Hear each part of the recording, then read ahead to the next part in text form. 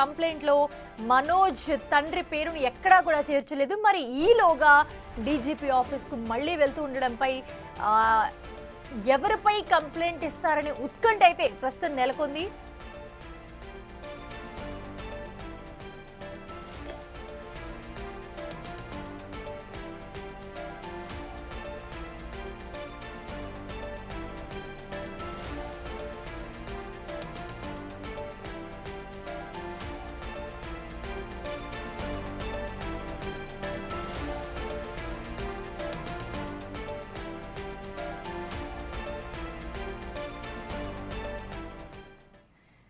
ఇదే అంశానికి సంబంధించి మరిన్ని అప్డేట్స్ అందించడానికి మా ప్రతినిధి సురేష్ జాయిన్ అవుతున్నారు. సురేష్, చూస్తూ ఉన్నాము మంచు కుటుంబంలో ఈ గొడవలు కంటిన్యూ అవుతూనే ఉన్నాయి. అసలు ఏంటి, ఏం జరుగుతుంది? మనకి ఒక క్లారిటీ వచ్చింది అనుకునే లోపు మళ్ళీ ఇంకొకటి చేస్తూ ఉన్నారు. సరే, ఇది చూద్దాం, ఇది మాట్లాడదాం అనుకునే లోపు మళ్ళీ ఇంకొకటి. సో ఏంటి, కంప్లైంట్ ఇచ్చారు మనోజ్, కంప్లైంట్లో ఎక్కడ కూడా తండ్రి పేరు ప్రస్తావించలేదు. బట్ మళ్ళీ డీజీపీ ఆఫీస్కి వెళ్తున్నారు, అటు సీఎం అపాయింట్మెంట్ కోసం చూస్తున్నారు. అసలు ఏం చేస్తున్నారు మనోజ్?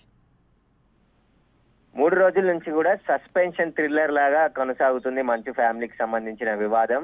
ఈ రోజు విష్ణు వచ్చిన తర్వాత పూర్తిగా సర్దు మనుగుతుంది, కూర్చొని మాట్లాడుకుంటారు అనుకున్నారు. కానీ విష్ణు వచ్చిన తర్వాత అది కాస్త పెద్దగా అయిపోయింది. ఎందుకంటే విష్ణు మనోజ్ బౌన్సర్లు అందరినీ కూడా బయటికి పంపించేసి గొడవ చేయడం జరిగింది. ఇంట్లో నుంచి మనోజ్ ఆయన భార్య బయటికి రావడం జరిగింది. అయితే నార్సింగ్ లోని ఆయన ఆఫీస్ లో ఇంతసేపు ఉన్నారు. అయితే కొద్దిసేపటి క్రితమే డీజీపీ ఆఫీస్ కి మనోజ్ బయలుదేరి వెళ్తున్నాడు. ప్రస్తుతం దారిలో ఉన్నాడు. మరికొద్ది సేపట్లోనే డీజీపీ ఆఫీస్ కి చేరుకొని ఫిర్యాదు చేయనున్నాడు. తనకి రక్షణ కల్పించాలని చెప్పేసి కూడా ఆయన కోరుతున్నాడు. అదైతే పాడిషరీఫ్ పోలీసులు వన్ సైడ్ గా వ్యవహరిస్తున్నారు. నేను ఇంట్లో ఉన్నప్పుడు నా బౌన్సర్లని, నా వ్యక్తిగత సహాయకులందరినీ కూడా పోలీసులు బయటికి పంపించేశారు. ఎవరెవరు ఉన్నారని వాళ్ళ పేర్లతో సహా తెలుసుకొని ఇంట్లో నుంచి బయటికి పంపించేశారు. నాకు అక్కడ ప్రాణహాని ఉంది అని చెప్పేసి నేను నా సహాయకులని, నా బౌన్సర్లని తెచ్చుకుంటే వారందరినీ కూడా బయటికి పంపించేశాడని చెప్పేసి ఆయన మాట్లాడడం జరిగింది. అయితే డీజీపీ అపాయింట్మెంట్ తీసుకొని కొద్దిసేపటి క్రితమే నార్సింగ్ నుంచి ఆయన డీజీపీ కార్యాలయానికి బయలుదేరాడు. మరికొద్ది సేపట్లోనే డీజీపీకి మొత్తం వ్యవహారంపై ఆయన ఆస్తుల కోసం నేను పోరాటం లేదు, ఆత్మగౌరవం కోసం పోరాడుతున్నా అని చెప్తున్నారు. కానీ తన భార్యకి, తన పిల్లలకి తండ్రి నుంచి, అన్న నుంచి ప్రాణహాని ఉంది అని చెప్పేసి ఇప్పుడు ఆయన చెప్తున్నారు. కాబట్టి ఖచ్చితంగా తన పిల్లల కోసం నేను పోరాడుతున్నాను.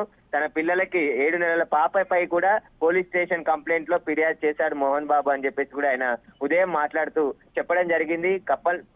నేను ఆస్తుల కోసం ఏనాడు కూడా పరితపించలేదు, నేను ఆత్మగౌరవం కోసమే బతుకుతున్నాను, కష్టపడి సంపాదిస్తున్నాను నేను కూడా. కానీ ఆస్తులు అని చెప్పేసి చిన్న విషయంగా తేల్చి పడేసేందుకు కుట్ర చేస్తున్నారని చెప్పేసి ఆయన మాట్లాడుతున్నారు. కానీ మనోజు ఒకవైపు, ఎందుకంటే తండ్రి కొడుకుల విషయంలో కూర్చొని మాట్లాడుకుంటే సరిపోయే పంచాయతీ, దీనికి సంబంధించి పూర్తిగా ఇంకా సీరియల్స్ లాగా రోజుకొక ట్విస్ట్ మంచు ఫ్యామిలీలో బయటపడుతుంది. ఇప్పుడు మళ్ళీ డీజీపీ ఆఫీస్ కి పోతున్నాడు మనోజ్. దీనికి సంబంధించి ఆయన ఫిర్యాదు చేసిన తర్వాత ఎలాంటి విషయాలు మళ్ళీ అక్కడ మాట్లాడతాడు, లేదంటే ఇప్పుడు నేరుగా డీజీపీ ఆఫీస్ కంప్లైంట్ చేసిన తర్వాత జల్పల్లిలోని నివాసానికి కూడా మళ్ళీ వెళ్తున్నట్టు సమాచారం ఉంది. ఎందుకంటే అక్కడ తన కూతురు, కొడుకు అక్కడే ఉన్నారు. వారికి సంబంధించి అక్కడికి వెళ్ళిన తర్వాత మళ్ళీ అక్కడ గొడవ జరిగే అవకాశం ఉంది. ఇప్పుడు విత్ పోలీస్ ప్రొటెక్షన్ ఇస్తేనే నేను ఇంటికి వెళ్తానని చెప్పడానికి వెళ్తున్నాడా, లేదంటే పోలీసులు సరిగా స్పందించట్లేదు, మోహన్ బాబు వైపే పోలీసులు ఉన్నారని చెప్పేసి ఆయన భావించి డీజీపీ దగ్గరికి వెళ్తున్నాడు అనేది కూడా స్పష్టత లేదు. ఈ రోజు ఉదయం ఒక 2 పేజీల లెటర్ ఎక్స్ ఖాతాలో ఆయన పోస్ట్ చేయడం జరిగింది. తనకి తీవ్ర అన్యాయం చేస్తున్నారు, దీనికి సంబంధించి విద్యా సంస్థల్లో జరుగుతున్న అక్రమాల గురించి నేను ప్రశ్నించినందుకే నాపై ఇలా కక్ష కట్టి ఇద్దరు విష్ణు మోహన్ బాబు ఇద్దరు కలిసి నన్ను ఇట్లా చేస్తున్నారని చెప్పేసి కూడా ఆయన ఆ లెటర్ లో పేర్కొనడం జరిగింది. ప్రస్తుతం అయితే ఆయన డీజీపీ కార్యాలయానికి మరికొద్ది సేపట్లోనే చేరుకొని డీజీపీని కలిసి మరో ఫిర్యాదు ఇస్తున్నట్టు తెలుస్తుంది. ఆ ఫిర్యాదులో ఏమని మెన్షన్ చేస్తారు, జరుగుతున్నదంతా చూస్తుంటే ఎక్కడా కూడా అసలు విషయం బయటకు రానివ్వట్లేదు అనేది అర్థం అవుతుంది. ఇప్పుడు మనోజ్ ఇచ్చిన కంప్లైంట్ కానీ దాంట్లో మనకి నిన్న సిఐ కూడా మాట్లాడారు. సో ఆ కంప్లైంట్ కూడా చూసాం మనం. దాంట్లో క్లారిటీ లేదు, ఎందుకు ఎవరైనా వచ్చి దాడి చేస్తారు, సో కారణం లేకుండా, రీజన్ లేకుండా ఎలా జరుగుతుంది, అది కూడా అంత పెద్ద ఇంట్లోకి మంచు టౌన్ అంటే అందరికీ తెలుసు, బయటకు కాదు కదా, లోపలికి వెళ్ళడానికి కూడా చాలా పర్మిషన్స్ కావాలి, చాలా సెక్యూరిటీ ఉంటారు. అంత దాంట్లోకి వచ్చి దాడి చేయడం, సీసీ ఫుటేజ్ డిలీట్ అవ్వడము, సో మంచు మోహన్ బాబు చెప్పే వర్షన్ వేరేలా ఉండడం, అసలు ఎక్కడ కూడా పొంతన లేని క్వశ్చన్స్ అన్ని కూడా మనకి ఎదురవుతున్నాయి. సో ఏంటి, ఎలా చూడొచ్చు అంటారు, అసలు ఏం జరుగుతుంది అంటారు? మనోజ్ పెళ్లి చేసుకున్న తర్వాతే ఈ వివాదాలన్నీ కూడా ఒక్కొక్కటిగా బయటపడుతున్నాయి. మనోజ్ భూమా మౌనికని పెళ్లి చేసుకోవడం మంచు కుటుంబానికి ఏమాత్రం ఇష్టం లేదని స్పష్టంగా ఈ వివాదంతో అర్థమవుతుంది. అందుకోసమే ఆమెని ఇంట్లోకి ఉన్న సమయంలోనే వివాదాలు సృష్టించడం, గొడవలు జరుగుతున్నాయని చెప్పేసి కూడా పని మనిషి మాటల్లో కూడా మనకు అర్థమవుతుంది. ఎందుకంటే నిన్న ఒక స్టాఫ్ కి సంబంధించి మోహన్ బాబుకు వ్యక్తిగత సహాయకులు ఉంటారు, ఇటు మనోజ్ కు ఉంటారు. వాళ్ళిద్దరికి మధ్య స్టాఫ్ మధ్యలో గొడవ జరిగినప్పుడే ఈ గొడవ అంతా కూడా స్టార్ట్ అయిందంట. కానీ దీనికి కారణాలు వేరున్నాయి. గత కొద్ది రోజుల నుంచి అంతర్గతంగా ఈ కుటుంబ కలహాలు కొనసాగుతున్నాయి. అవన్నీ కూడా ఇప్పుడు బయటికి వచ్చేసాయి. కాబట్టి ఇక తాడో పేడో తేల్చుకున్నామనే పనిలో మోహన్ బాబు, ఇటు మంచు మనోజ్ కూడా ఉన్నట్టు కనబడుతుంది. ఎందుకంటే ఎవరు కూడా తగ్గే పరిస్థితి లేదు. ఖచ్చితంగా ఇవి నా ఆస్తులు, నేను సంపాదించాను, నా ఇల్లు అని చెప్పి మోహన్ బాబు చెప్తున్నాడు.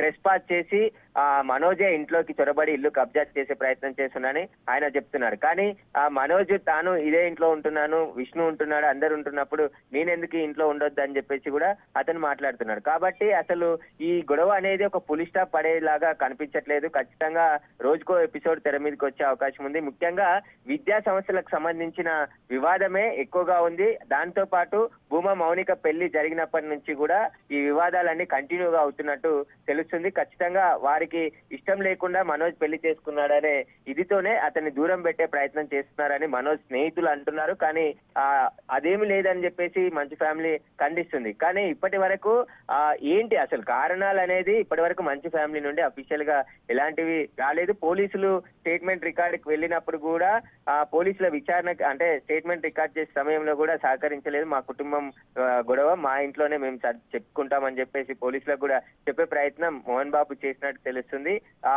పోలీసులు అడిగిన ప్రశ్నలకు కూడా కొన్ని సమాధానాలు చెప్పకుండా ఆయన దాటివేయడం జరిగింది. అసలు కంప్లైంట్ ఇచ్చారు కాబట్టి ఖచ్చితంగా వారి స్టేట్మెంట్ ఏం జరిగింది, అసలు గొడవ కారణాలు ఏంటి, గొడవలు ఎందుకు అవుతున్నాయి, అసలు మొన్న జరిగింది ఏంటి అని చెప్పి ఏసీపీ స్థాయి అధికారి అక్కడికి వెళ్లి స్టేట్మెంట్ రికార్డ్ చేసే సమయంలో కూడా మోహన్ బాబు కూడా ఈ కుటుంబం వివాదం ప్రతి ఇంట్లో ఉంటుంది, దాన్ని మేము సాల్వ్ చేసుకుంటాము అని చెప్పేసి చెప్తున్నారు. కానీ ఆల్రెడీ పోలీస్ స్టేషన్ లో ఫిర్యాదు చేసినప్పుడు పోలీసులు ఇన్వెస్టిగేషన్ ప్రారంభించారు విషయం. ఎందుకంటే దర్యాప్తులో అన్ని విషయాలు బయటకు వచ్చే అవకాశం ఉంది. ఒకవేళ మనోజ్ పై దాడి చేసిన వారిని నోటీసులు ఇచ్చి అరెస్ట్ చేసే అవకాశం ఉంది.